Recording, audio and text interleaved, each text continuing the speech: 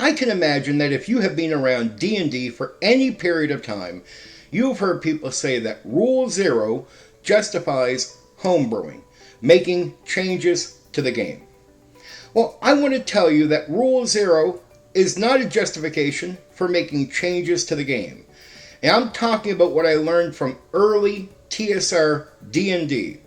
What people said later, years after it and other editions, I'm not going to count that stuff. We're just going to go back to the roots of D&D and find out what Rule 0 actually means. It is not a justification for homebrewing. That's what I'm going to point out to you.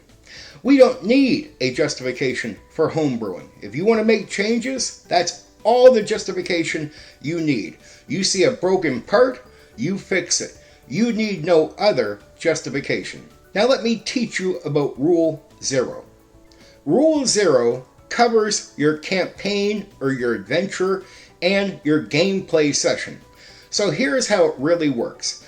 During a gameplay session, something happens, and you feel that the base rule doesn't really cover it the way you want to.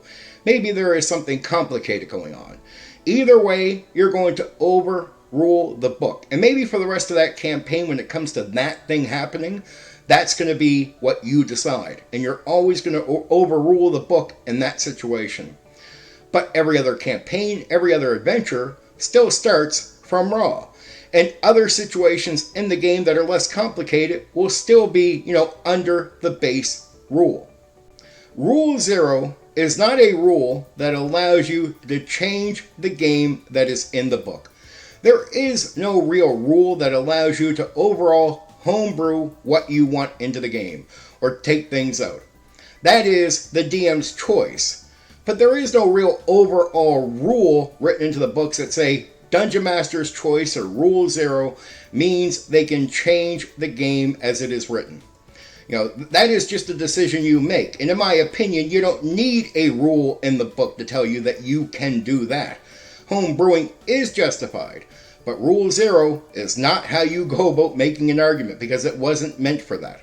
I am all about homebrewing, but I won't deceive people to try to win an argument or to try to make my position seem more credible than it is. I think homebrewing is credible. I think it's very justified. Actually, I think it's a core element of our hobby.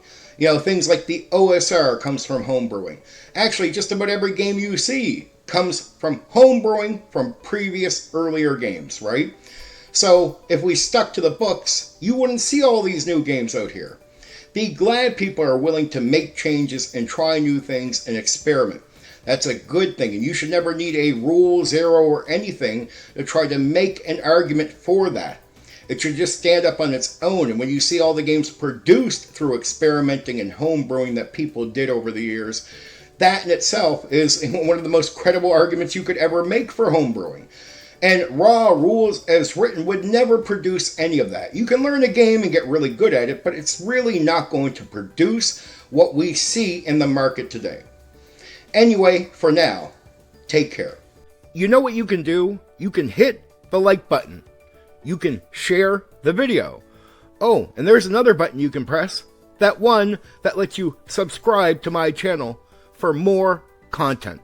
Oh yeah, there's that bell thing. You can press that so you know when I've uploaded a new video right away.